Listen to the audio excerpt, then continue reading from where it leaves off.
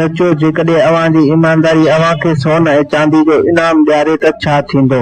अॼु जी कहाणी अहिड़ी हैरान कंदड़ वाक़े बाबति आहे। दोस्तों, वीडियो शुरू करण खां पहिरियां जेकॾहिं अवां असांजे यूट्यूब चैनल ते नवां आहियो त असांजे यूट्यूब चैनल खे सब्सक्राइब करे ऐं बेल आइकन खे ऑल करे छॾींदा। हलूं था पंहिंजे मेन टॉपिक जी तरफ़। तमामु पुराणे ज़माने जी ॻाल्हि आहे जॾहिं सिंध जे हिक नंढड़े ॻोठ में माण्हू सादगी सां ज़िंदगी गुज़ारींदा हुआ। उहो ॻोठ सरसब खेतनि, खजियनि जे वणनि ऐं मिटीअ जे घरनि सां भरियल हो। ॻोठ जा माण्हू हिक ॿिए सां मोहबत कंदा हुआ ऐं हर को पंहिंजी महिनत सां रोज़ी कमाईंदो हो।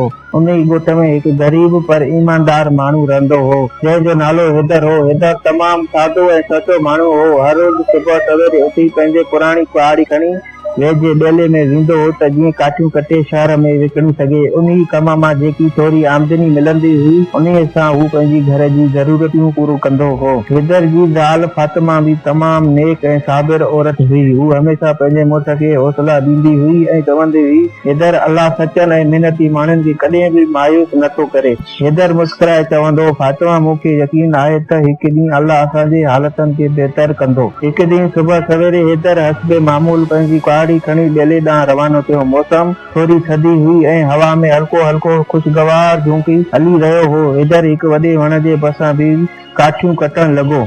हू महिनत सां कुहाड़ी हणंदो रहियो। कुझु वक़्तु बाद जॾहिं हिन ज़ोर सां कुहाड़ी हई त ओचिंदो कुहाड़ी संदन हथनि मां छुटी पई ऐं साम्हूं वहंदड़ दरिया में किरी पई। हैदर हैरान थी वियो, ए अल्लाह, हाणे मां छा कंदुसि? हिन परेशान थी चयो। उहो दरिया तमामु ऊनो हो, तंहिं करे हैदर लाइ कुहाड़ी कढणु नामुमकिन हो। हू दरिया जे किनारे ते वेही रहियो ऐं गमगीन थी वियो छो त उहा कुहाड़ी ई संदसि रोज़गार जो वाहिद वसीलो हो। हैदर जूं अखियूं आलियूं थी वयूं। ओचिंदो दरिया जे पाणी मां हिकु नूरानी शख़्स ज़ाहिर थियो। हू हिकु फ़रिश्तो हो। फ़रिश्ते नरम आवाज़ में पुछियो, ए इंसान, तूं छो उदास आहीं? हैदर हैरान थी वियो पर पोइ अदब सां जवाबु ॾिनो, साईं, मुंहिंजी कुहाड़ी दरिया में किरी वई आहे। उहा ई मुंहिंजी कमाई जो ज़रियो हो। हाणे मां पंहिंजे घर वारनि लाइ खाधो कीअं आणींदो? फ़रिश्तो मुस्कुराइण लॻो ऐं दरिया में ॿोॾो हयो।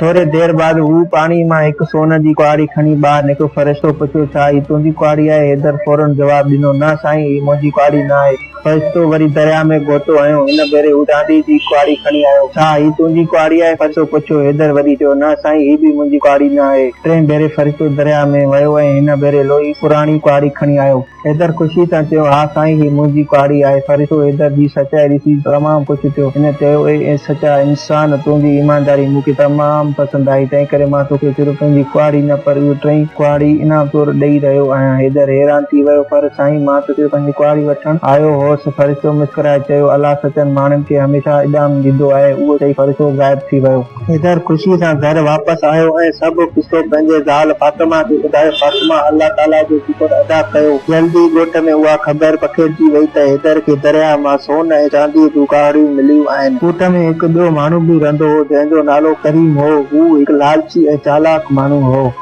जॾहिं हिन हैदर जी कहाणी ॿुधी त हुन सोचियो, जेकॾहिं मां बि पंहिंजी कुहाड़ी दरिया में उछलायां त शायदि मूंखे बि सोन मिली वञे। ॿिए ॾींहुं करीम पंहिंजी कुहाड़ी खणी दरिया वटि वियो ऐं ॼाणियूं हाणियूं कुहाड़ी पाणीअ में उछलाए छॾियो। पोइ हू वेही रड़ियूं करण लॻो, ए अल्लाह, मुंहिंजी कुहाड़ी दरिया में किरी वई।